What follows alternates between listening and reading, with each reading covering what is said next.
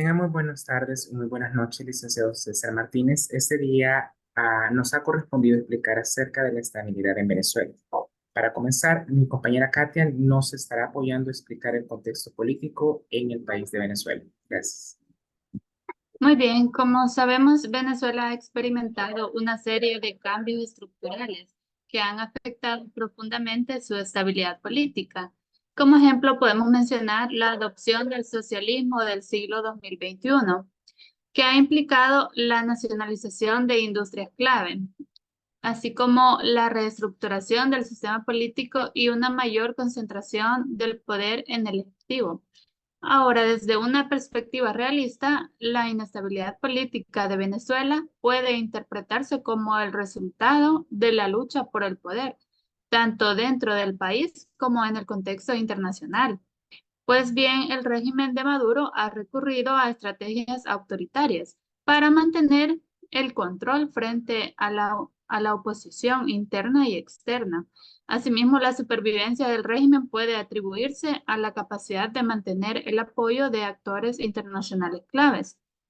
y de controlar los recursos estratégicos, hablando particularmente del petróleo. Y de esta manera vemos cómo Nicolás Maduro sigue priorizando sus propios intereses nacionales y su supervivencia en el poder.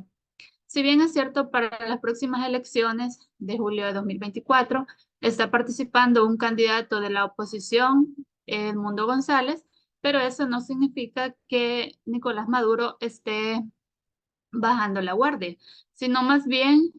Nicolás Maduro está eh, usando a la oposición como una estrategia para poder persuadir a los países que le han impuesto sanciones y así estos puedan flexibilizarlas.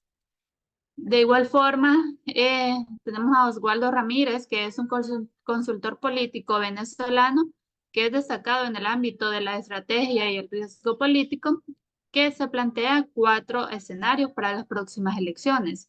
El primer escenario que se plantea Oswaldo es que haya una elección presidencial absolutamente libre y justa, como el escenario deseado. Un segundo escenario es de una elección con mínimas elecciones, pero donde efectivamente la oposición sí controla quién compite. Y un tercer escenario que se plantea es que esté asociado a una elección en donde el oficialismo escoge con quién compite, para que efectivamente el candidato competente, que en este caso es Nicolás Maduro, pueda ganar la elección sin ningún problema, satisfaciendo mínimamente a la comunidad internacional. Y un cuarto escenario es la ausencia de elección en el que el candidato del oficialismo, es decir, Nicolás Maduro, siga manteniendo el poder como lo ha hecho hasta este momento.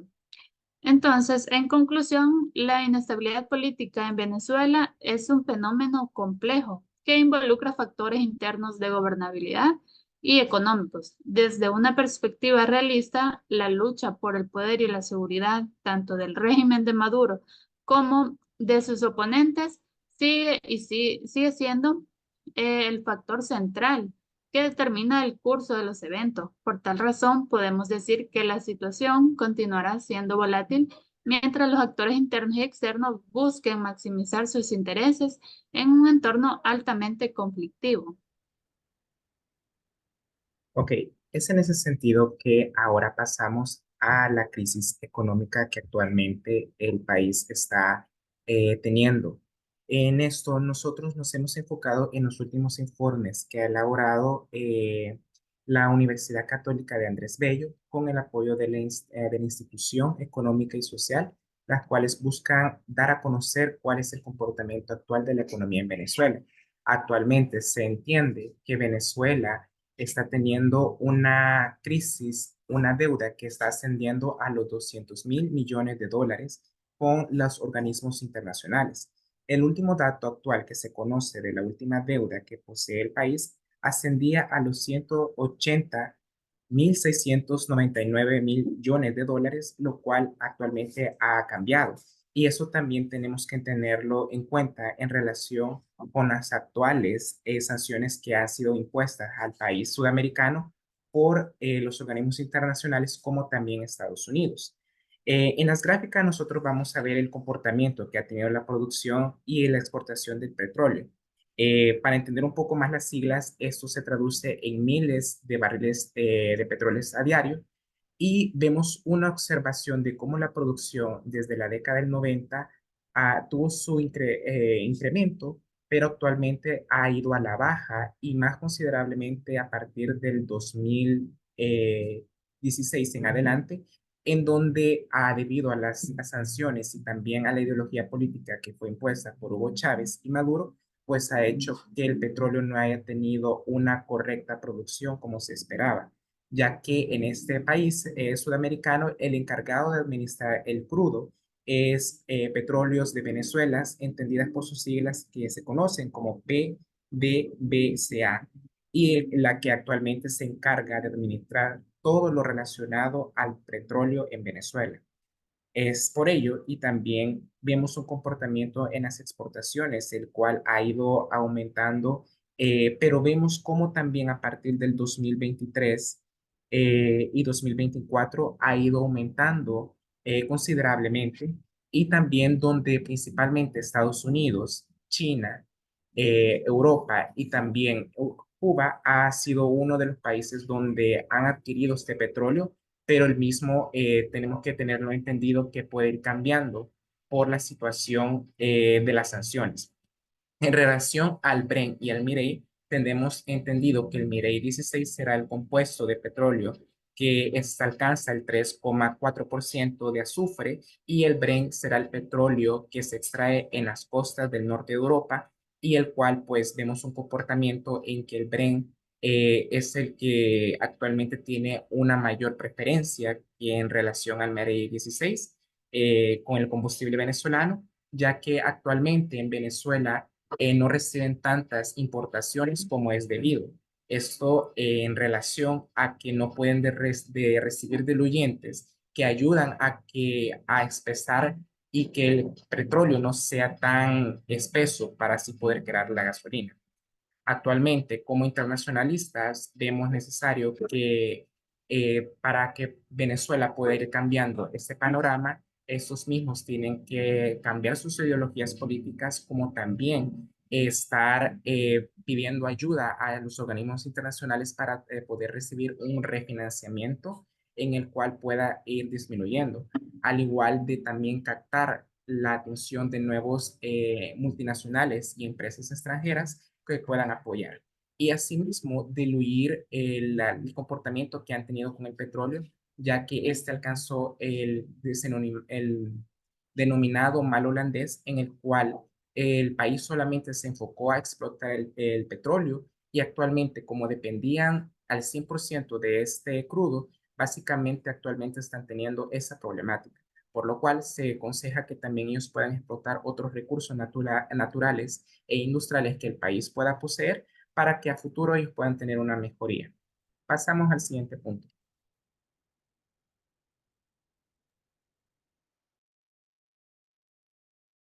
Bueno, la conflictividad política y social en Venezuela ha sido un panorama de conflicto que ha tenido profundas implicaciones para la estabilidad regional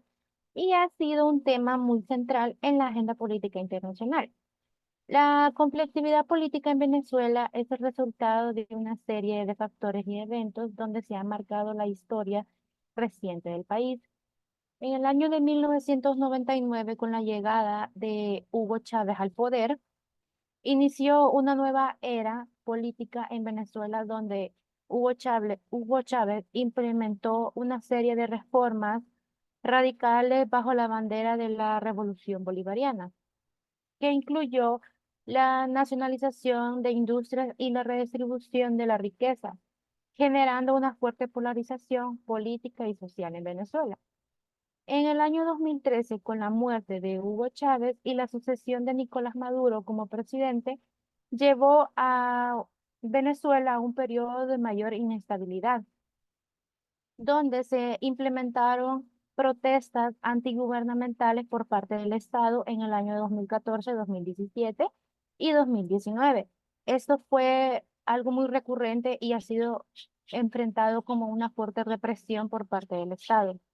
Durante el gobierno de Nicolás Maduro ha sido marcado por una fuerte hiperinflación, donde ha habido un aumento de la pobreza y la delincuencia, el incremento de la mortalidad infantil y la desnutrición severa y violaciones a los derechos humanos. En la presentación tenemos 6 puntos donde abarca y complementa lo que es la crisis en Venezuela. Bueno, el primero, economía venezolana ha experimentado una profunda recesión con la hiperinflación, como ya mencionaba, y la escasez de alimentos y las medicinas. Esto ha sido la dependencia de los ingresos del petróleo y la mala gestión económica donde se han visto las crisis de Venezuela. En el punto 2, la política de polarización. La polarización entre el gobierno liderado por el Partido Socialista ha sido la oposición, donde la llegada del poder de Hugo Chávez en el 1999 y sucesor Nicolás Maduro han habido una fuerte división ideológica en el país. También las protestas y la represión. Ha habido numerosas protestas antigubernamentales por parte del Estado, donde la violencia y las manifestaciones ha sido el resultado de numerosas muertes, heridos y detenidos. También la migración masiva ha provocado una ola migratoria sin precedentes en América Latina, donde millones de venezolanos han abandonado el país en busca de una mejor condición de vida, lo cual ha generado tensiones en los países receptores. Como quinto punto, tenemos los derechos humanos y las diversas organizaciones internacionales, donde se ha denunciado las violaciones que se ha tenido en Venezuela, incluyendo detenciones arbitrarias, torturas y restricciones a la libertad de prensa y expresión. También la crisis humanitaria y la escasez de alimentos y las medicinas y otros bienes esenciales ha generado una crisis donde las organizaciones han intentado llevar ayuda al país, pero han enfrentado obstáculos de parte del gobierno. Gracias. Ahora bien, hablando un poco sobre lo que es la intervención internacional, vendría mencionando que este es un llamado de atención para lo que es Venezuela y para los países pertenecientes.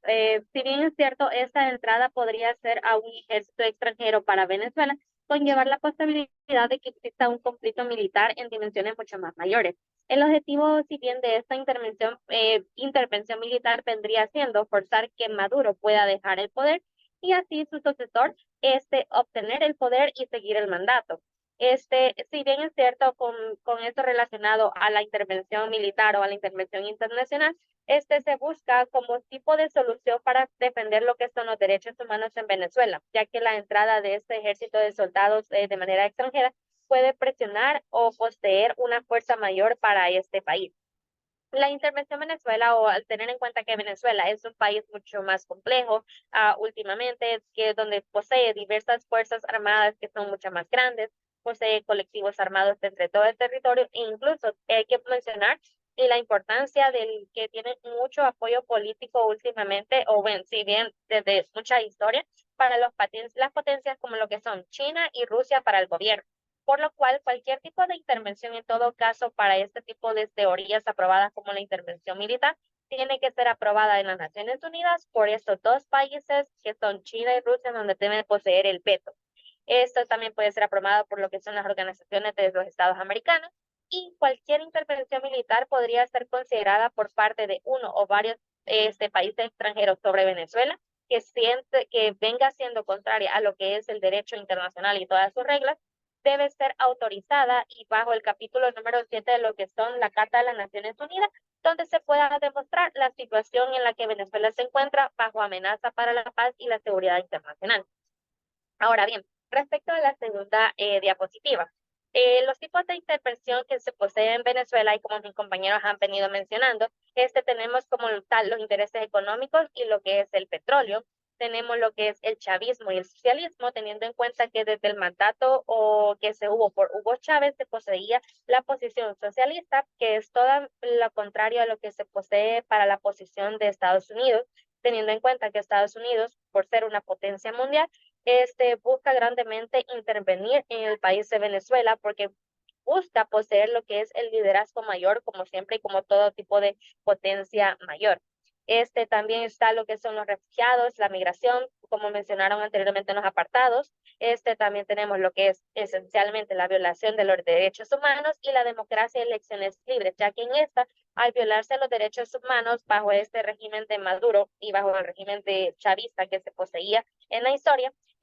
viene creando oposiciones, torturas, detenciones arbitrarias, que son argumentos claves o a favor para una intervención militar o una intervención extranjera en este territorio de Venezuela. Siguiendo con la tercera diapositiva, tenemos lo que son las acciones realizadas como la intervención en Venezuela. En este caso tomaremos el caso, bueno, el ejemplo de Estados Unidos, que en el año 2020, por ejemplo, se creó o se realizó lo que era la Operación Gedeón. Esta operación, si bien se basaba en lo que era, según relatos de las personas que lograron escaparse, porque el resto fueron detenidas, era básicamente entregar al presidente Nicolás Maduro ante las manos de los Estados Unidos y así poder cobrar lo que era una recompensa que este país estaba otorgando por el gobernante y por todo lo que ha acarreado esta inestabilidad en Venezuela. Esta operación fue dirigida por lo que era el ex soldado de las Fuerzas Espaciales de Estados Unidos, por lo tal, a pesar que hasta ahora se tiene en cuenta que Estados Unidos no ha intervenido directamente, sí ha intervenido de manera indirecta, como el ejemplo de en 2020. Y por última parte, tenemos la última diapositiva en el que mencionamos una lista de ciertos países que están a favor y en contra de la situación en Venezuela, como los países que mencioné de Rusia y China, claramente a favor. También que está Cuba y Irán, Turquía. Con Rusia y China básicamente han brindado cierto apoyo, lo que es financiero, militar, económico, y político para el gobierno de Maduro y han incluso enviado aviones y personal militar para su asistencia y aparatos tecnológicos. Y por otra parte, tenemos Cuba, que ha proporcionado también asistencia, inteligencia y seguridad para estos gobiernos, para Venezuela. Y solamente mencionando la posición de El Salvador, anteriormente con el mandato de Sánchez Serén, sí se estaba a posición de favor para todo lo que era Nicolás Maduro, todo el gobierno de Nicolás Maduro. Sin embargo, con la posición de Nayib Bukele ahora, el país de El Salvador se encuentra en un estado neutral, pero más que todo a favor del gobierno o el mandato para Juan Guaidó.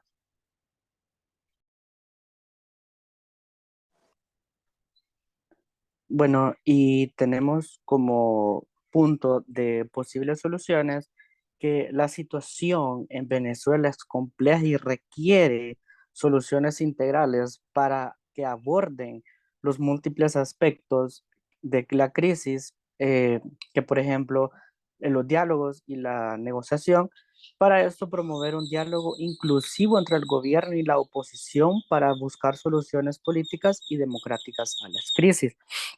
Como consiguiente, tenemos la elección libres y justas,